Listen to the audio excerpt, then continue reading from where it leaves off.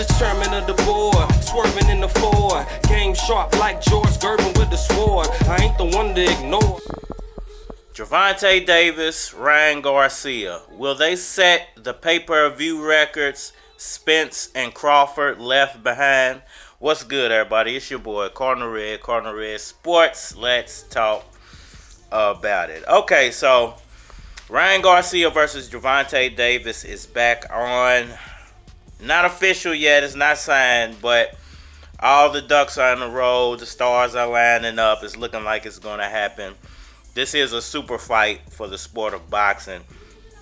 And it's a super fight for two reasons. One of those reasons is, Gervonta Davis is slowly becoming one of the biggest names, if not the biggest name in the sport, based off his knockout ratios and the way he's going about his ring poise and the way he controls a boxing ring is masterful to watch. He's one of those boxers that truly are in it for the love of the game, and he seems like he enjoys entertaining people. So when you put those two things together, when you got a guy who likes who really has a love for the sport and wants to evolve not only himself but the sport, and he's in it to entertain people, then it gives some real watchability to those fights. A lot of fights, they're not really watchable. You got one guy who's really dominant and you got somebody who's overmatched. A lot of fights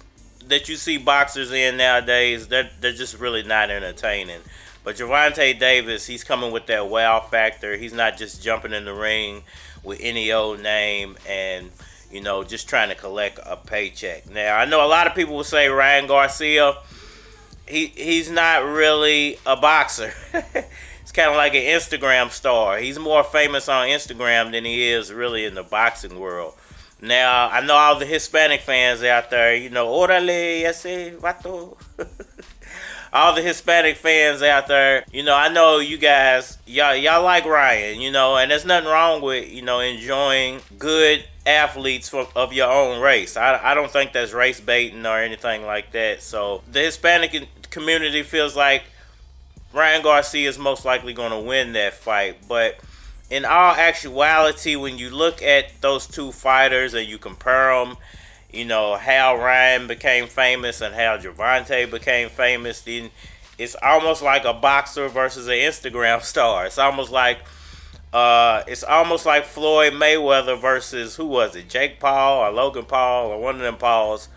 It's almost like a real fighter versus a social media personality when you look at this fight. Now, Ryan Garcia comes from boxing lineage. He has a boxing family. He comes from the boxing blue blood. So I would never say he doesn't have fight skill. But let me put it this way: when you can have two dogs, right? You can have two dogs, right? They're both animals. They're both dogs. They're both capable of being vicious and all this. But one's a pit bull and the other one's a poodle. That's almost how I look at this situation. And it's kind of funny, to say it that way. And I don't mean to poke fun at Ryan like that, but hey, it is what it is, man. Gervonta Davis is like a damn bulldog. The man's like a bulldog. He's a really dangerous, vicious fighter. He has the power to knock people out cold. And I mean, his last few opponents have been out cold. These haven't been, I caught you with a flash knockdown, or you moved the right way and I just barely caught. No, these have been, I knocked you out cold standing in front of you. The dude got vicious power. So, when you look at it from that standpoint, and maybe even the backgrounds, Gervonta Davis comes from a more hood, more rougher background than Ryan Garcia does. So, there's those two dynamics at play. Now, I'm not saying just because you're from the hood that makes you somehow tougher than somebody who's been raised their whole life to fight. I'm not saying just being from the hood makes you tough, because I know a lot of dudes from the hood that can't fight at all.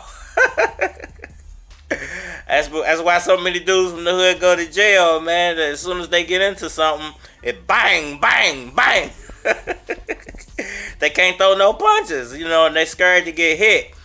And, you know, I don't feel that way about Gervonta Davis, but I'm just saying, you know, everybody from the hood is not a, you know, they don't know how to roll. They're not really scrappers. Everybody's not a scrapper. So, you know, at the end of the day, when you look at this fight and you compare both of these guys and you think about it realistically, you know, I can give Ryan Garcia a shot at winning based off his speed, his length, and, you know, his boxing background. But at the end of the day, the way he came into the sport, it's almost like, hey, this guy can't compete with someone who came into the sport, you know, as rough as Gervonta Davis did. Gervonta Davis came through the rankings. He knocked out pretty much everybody. This dude's from the street, you know, street dudes. Real street dudes are real ruthless. They're heartless people. And it's almost like, once again, throwing a social media personality in the ring with a guy who's pretty much built for this life, you know. Size, you know, I know a lot of people are saying that size is what's going to make this fight. The length and, you know, the height of Ryan Garcia is going to give Gervonta Davis problems. His last three opponents have been taller than him. I think everybody in the world is taller than Gervonta Davis. But it ain't stopped him from knocking people the F out. So, you know, I give Gervonta all the credit in the world, and I think he's going to win this fight. Now, with this fight, set pay-per-view records that Spence and Crawford left behind. Because, listen, I think those two guys, they left something special on the table, and it's only going to take for two other famous boxers, ultra-famous boxers with decent records, to get together and try to smash that million pay-per-view buy. You know, a lot of people's not doing anywhere near a million pay-per-views.